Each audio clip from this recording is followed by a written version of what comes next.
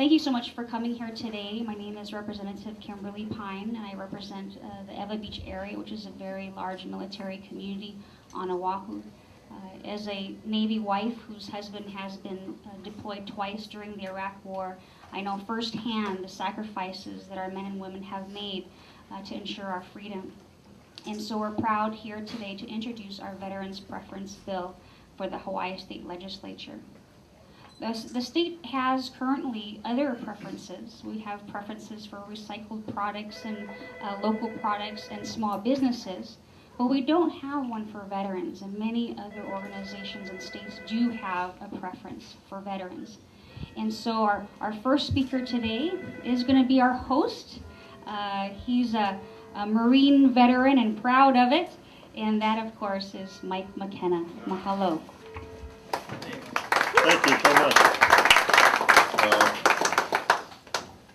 Thank you, everyone, for supporting the veteran-owned businesses. I see that some familiar faces that I know support the businesses. Let me turn it over to Representative Ward and listen what he has to say. Thank you. This bill is about recognizing our veterans, putting a set-aside of 3% of all of the state's contract services and products for veterans. We have $1 billion of products that we sell to the public, vendors.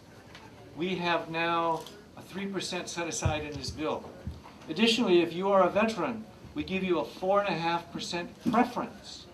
If you're a disabled veteran, we give you a 5% preference. The point is, these are the men and women who have served. These are the men and women who deserve a chance to come back. If you look at the homeless figures of veterans, it's astounding. This is a gesture to get those veterans who are back on their feet in business and giving a preference by the state of Hawaii. Kamung Niulam. Thank you very much. And our next speaker will be Representative Erin Ling Johansson, who represents the largest military area in the state of Hawaii. Thank you. I have the privilege of representing Joint Base Pearl Harbor Hickam, but what a lot of people don't know about House District 32 is most of the areas that aren't a military base were largely settled by people who are military veterans. So the Moanalua, Aiea, Foster Village areas, you find high populations of veterans who've just helped build the foundations for Hawaii. And that's what we really see this bill as doing, is helping to set and more firmly establish a foundation and an economic opportunity for a lot of young people who are coming back. And unfortunately, they're coming back to an economy that doesn't always see the most potential and sometimes seems like it's sputtering along. And so in order to provide that economic opportunity, we feel like establishing a veterans preference is really going to help to provide that foothold. It's an important part of the American dream, and a lot of our veterans are returning to different circumstances than they did in World War II, where the economy was bustling and people had the ability to just go out and start their own small business. My grandfather was a World War II veteran who was able to do that, and we just want to make sure that today's young people have those same opportunities. What I have the pleasure of doing, actually, is introducing one of our main speakers today, Colonel Dave Bateman. He's a retired veteran and a regional advocate for the National Veteran-Owned Business Association, and he's also a local small businessman. He's owner of Heavenly Hawaiian Coffee in Kona. So with that, Colonel Bateman. Thank you very much, Aaron. I want to thank the Republican Caucus for taking on this cause. This is something that's very near and dear to my heart and to that of other veterans throughout the United States.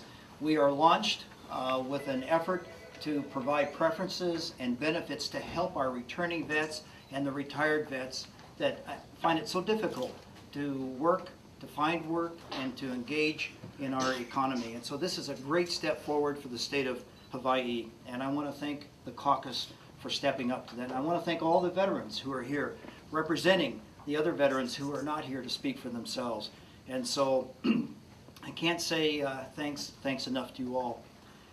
1 out of every 7 business owners in the United States are veterans. And we currently tally that to be about 2.4 million businesses throughout the United States. Here in Hawaii, we count the number of about 10,200. That's based on the 2007 census. That's a lot of business, and that's a lot of people and a lot of veterans and some service-disabled veterans who need help. And for the first time, the state is stepping up to take care of this challenge. And I just, again, can't thank you enough. And so with that, I'd like to introduce one of our veterans, small business owner, Alan Viteca. He's a veteran and owner of A&M Landscaping, located in Kapolei. Good morning, everyone. I'd just like to say thank you to the Republican Party for taking care of this issue and trying to move this forward. For myself, I'm Alika Waiteka, and I'm a retired 22-year Army reservist who served deployment in Iraq. When I came home, we restarted up our company, and with this bill, what it will do is basically give our Hawaii National Guardsmen and reservists the opportunity to get started again. A lot of us who are reserves and National Guard have had to either shut down a company or work with bare bones, and when you come back, at least there's a way you can get back into business.